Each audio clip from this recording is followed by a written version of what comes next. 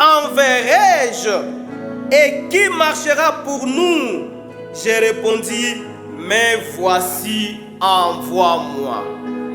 Prions le Seigneur. Seigneur Jésus, nous sommes infiniment reconnaissants pour ce moment d'adoration et nous adorons en esprit et en vérité. Lorsque nous disons en esprit et en vérité, nous savons que la vérité que nous avons aujourd'hui, c'est le message de l'heure. Père éternel, Dieu Tout-Puissant, laisse que ce moment soit bénéfique, que nous puissions entrer dans ta présence et que ceux qui écouteront, Père éternel, Dieu Tout-Puissant, ces moments d'exhortation, ceux qui écouteront, Père éternel, Dieu Tout-Puissant, ces chants, puissent entrer dans ta présence, puissent être emballés dans ta présence et puissent être comme Ésaïe lorsqu'il était entré dans ta présence, Père. C'est à ton nom glorieux du Seigneur Jésus-Christ que nous prions ainsi. Amen. C'est un moment d'exhortation. Je ne vais pas faire longtemps. Nous avons lu dans Ésaïe 6, 1 à 8. Alléluia. Lorsque le prophète Ésaïe était suscité, il a vu une vision. Il est entré dans la présence de Dieu. Et moi, j'aimerais citer certains éléments qui arrivent ou qui sont les conséquences d'être dans la présence de Dieu. Et la première conséquence, lorsqu'on entre dans la présence de Dieu, peu importe si tu es prophète, si tu es chantre, si tu es adorateur, tu dois reconnaître que tu es impur. Alléluia. Nous sommes ici, mais reconnaissons quand même que nous sommes impurs. Frère Branham me dit, dans chaque minute nous péchons. Ici, il y a les gens, après avoir prié, ils ont déjà péché plusieurs fois. Alléluia. Ils ont déjà péché. L'autre est en train de caméra, en train de pécher. Vous allez dire comment? Mais c'est comme ça que l'homme a été créé. Alléluia. Maintenant, lorsque nous entrons dans la présence de Dieu, nous devons reconnaître ces faiblesses que nous avons. Lorsque quelqu'un entre dans la présence de Dieu, il reconnaît ses faiblesses. Frère Branham me dit, Ésaïe n'était pas n'importe qui. Ésaïe était un prophète majeur. Mais lorsqu'il est entré dans la présence de Dieu, il s'est retrouvé même que les gens qui l'entourent, ils sont dans le péché. J'aimerais prendre un deuxième élément, toujours dans le même verset. Mais l'un des séraphins vola vers moi, tenant à la main une pierre ardente qu'il avait prise sur l'autel avec des pincettes. Alléluia. Il toucha ma bouche et dit, ceci a touché tes lèvres, ton iniquité est enlevée et ton péché est expié. Lorsque tu reconnais que tu es pécheur, maintenant Dieu envoie un ange. Dieu fait tout pour enlever tes péchés. Donc lorsque tu es dans la présence de Dieu, cette présence de Dieu te sanctifie. Alléluia. Quelqu'un peut quitter ici ce moment d'adoration étant déjà sanctifié.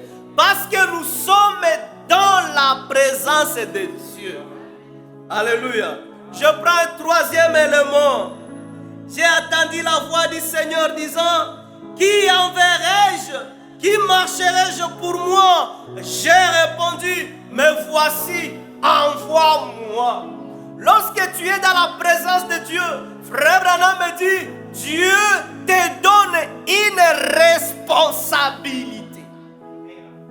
Beaucoup de gens ne savent pas leurs responsabilités parce qu'ils ne sont pas encore entrés dans la présence de Dieu.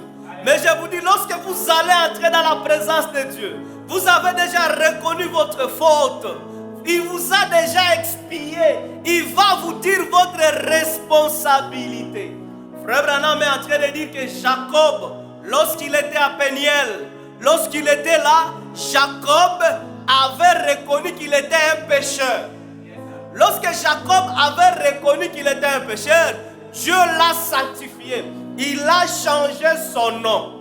Il n'était plus appelé Jacob. Il a eu un nouveau nom. On l'a appelé Israël. Et Frère Branham me dit que Jacob, depuis ce temps-là, il a changé de boulot. Il a commencé à à bâtir des autels pour Dieu. Jacob a eu une responsabilité. Pourquoi? Parce que Jacob était dans la présence de Dieu. Et frère Branham me dit, dans la maison de Dieu, il n'y a pas de chômeur. Si tu ne connais pas ce que tu dois faire pour le Seigneur, ça veut dire que tu n'es pas encore entré dans la présence de Dieu. Mais une fois dans la présence de Dieu, Dieu te dira ce que tu dois faire. Et je suis sûr et certain, même avant que je finisse ce moment, même avant que je monte ici, quelqu'un avait déjà compris sa responsabilité. Ça veut dire que nous sommes dans la présence de Dieu. C'est lorsque vous êtes à votre place que vous pouvez aider quelqu'un. Si tu n'es pas chantre et que tu n'es pas adorateur, tu vas chanter ici, mais cela ne va pas bénir quelqu'un. Mais lorsque c'est ta position, mais lorsque c'est ta responsabilité, cela va aider les gens. Alléluia. Oh, il y a aussi une autre chose ici. Je vais sauter. Comme nous n'avons pas beaucoup de temps, je prends un troisième élément. J'ai déjà parlé du troisième élément. Comme Jacob a commencé à bâtir les autels, je prends un quatrième élément. Frère Branham me dit, lorsque Dieu, tu es dans la présence de Dieu, tu commences à voir Dieu partout où tu passes. Frère Branham me donne un exemple.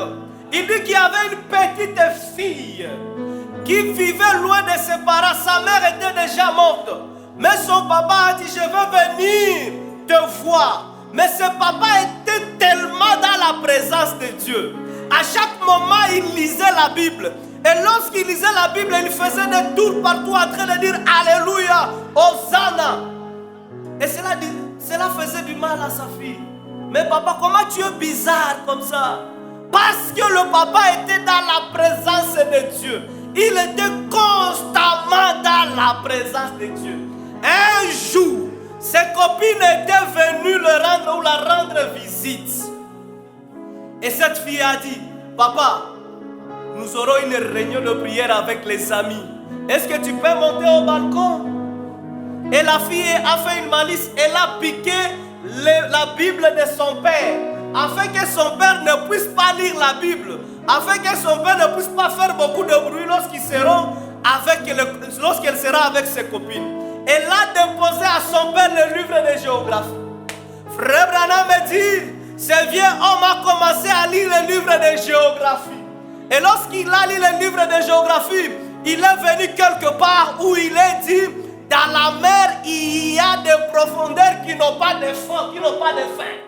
Et lorsque le papa a lu ça, il a commencé encore à pousser des cris de joie. Alléluia, la Bible est vraie, parce que Dieu m'a dit qu'il va déposer mes péchés dans la mer de l'oubli. Même si la fille elle a déposé un livre de géographie, mais ce papa-là a vu Dieu dans les livres de géographie. Dans la présence de Dieu, tu peux voir Dieu dans ses microphones. Dans la présence de Dieu, tu peux voir Dieu dans les lumières. Parce qu'il est même la lumière. Alléluia. Lorsqu'on est dans la présence de Dieu, on voit Dieu partout. On voit Dieu dans les chants. On voit Dieu dans l'adoration. On voit Dieu au travers le piano. On voit Dieu au travers de frères et au travers des sœurs. Parce qu'on est dans la présence de Dieu. Alléluia. Je prends un autre élément. Un cinquième élément. Et je pense que ça sera le dernier élément. Frère Branham me dit que lorsqu'on est dans la présence de Dieu, on met toujours Dieu en avant. Nous ne mettons pas Dieu en avant dans nos affaires parce que nous ne sommes pas constamment dans la présence de Dieu. Mais une fois dans la présence de Dieu, nous allons donner à Dieu la première place. Frère Branham me dit, c'est là où David est en train de dire, Oh, j'ai gardé l'Éternel sous mes yeux. Psaume 16, 8. Afin qu'il ne soit pas dans la confusion. Frère Branham me dit, David gardait Dieu sous ses yeux. Ça veut dire, David avait fait de Dieu, il lui avait donné la première place. Parce que David était constamment dans la présence de Dieu. Voilà pourquoi David, c'est même un modèle de psaume. Parce que David était constamment dans la présence de Dieu. Comment voulez-vous nous donner des chansons alors que vous n'êtes pas dans la présence de Dieu?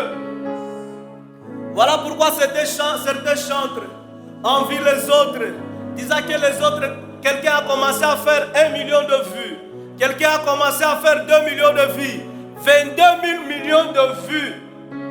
Et vous commencez à l'envier. Est-ce que vous êtes dans la même présence que lui?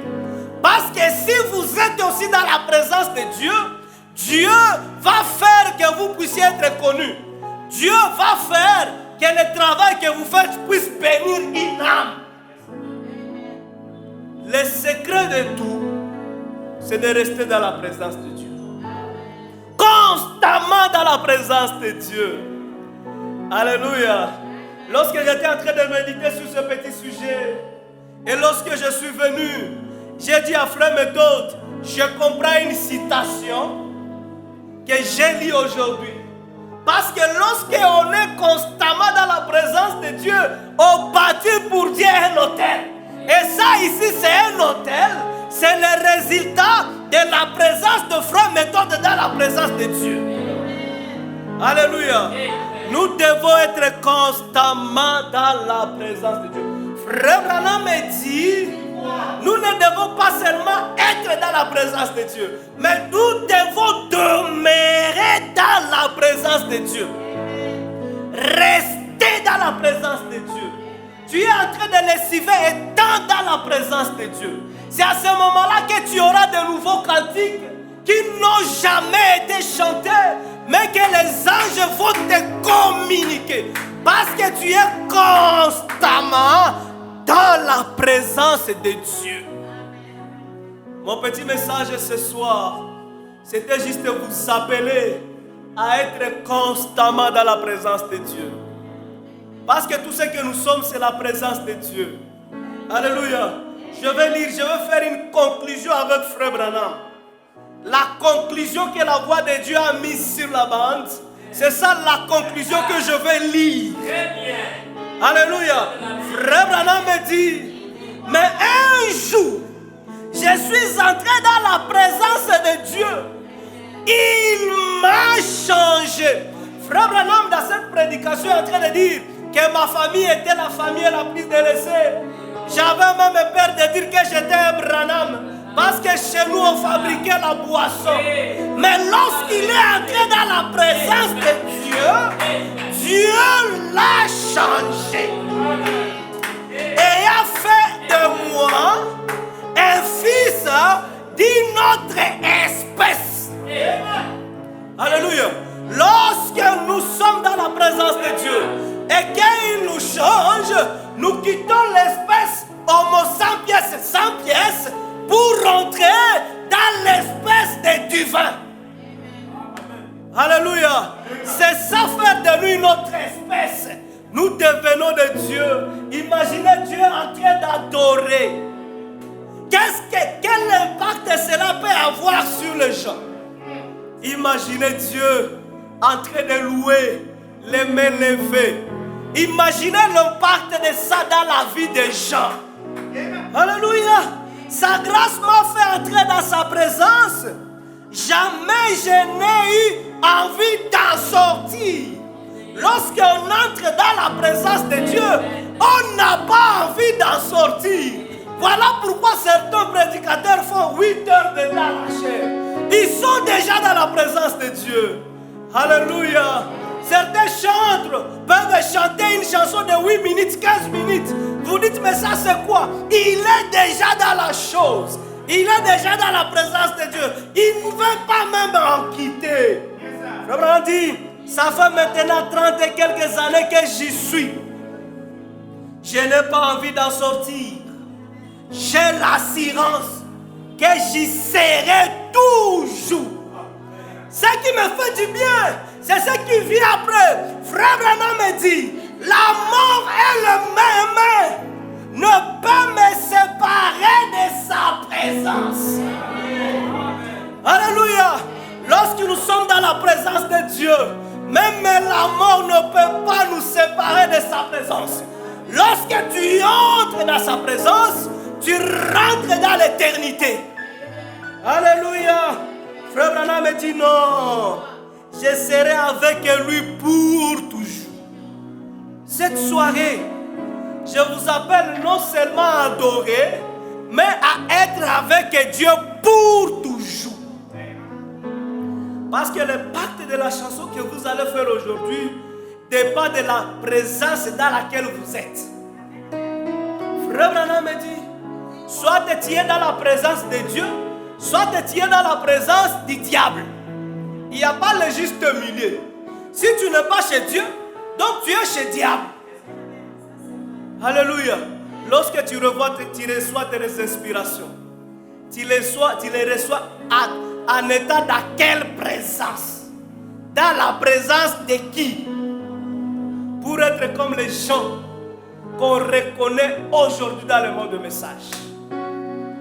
Si nous connaissons du Foko et il est immortel parmi nous, c'est parce qu'il a demeuré dans la présence de Dieu. J'aimerais qu'ici quelqu'un prenne une décision de demeurer dans la présence de Dieu, afin qu'il puisse être un icône ou une icône, afin que nous puissions le connaître, afin qu'il puisse laisser son nom dans les annales, laisser les traces de pas sur lesquelles les autres viendront. Alléluia. Que le Seigneur vous bénisse. Je veux que vous puissiez demeurer dans la présence de Dieu. Gloire et louange, alléluia, gloire et gloire et louange, alléluia, gloire et gloire et gloire, alléluia, que tout soit pour Jésus. Seigneur Jésus, Dieu de William Allen Branham, nous sommes heureux de ce moment. Je sais que mon frère a écouté quelque chose. Je sais que ma soeur a écouté quelque chose. Lorsque j'ai écouté cette prédication pour la première fois, c'était sur les réseaux sociaux. Mais cela a été resté sur mon cœur. Je sais, Seigneur Jésus-Christ, que ceci va rester sur le cœur de mon frère, sur le cœur de ma soeur, afin qu'elle sache et qu'il sache que ce qu'il va faire comme chanson, comme adoration, il faut qu'il soit ou qu'elle soit dans la présence de Dieu.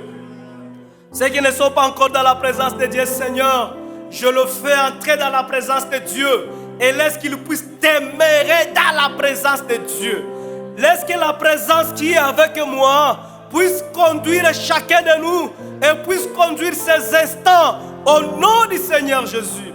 Que celui qui écoutera, Seigneur, ces chansons, qu'il puisse, Père éternel, Dieu Tout-Puissant, rentrer dans la présence de Dieu s'il n'était pas dans la présence de Dieu.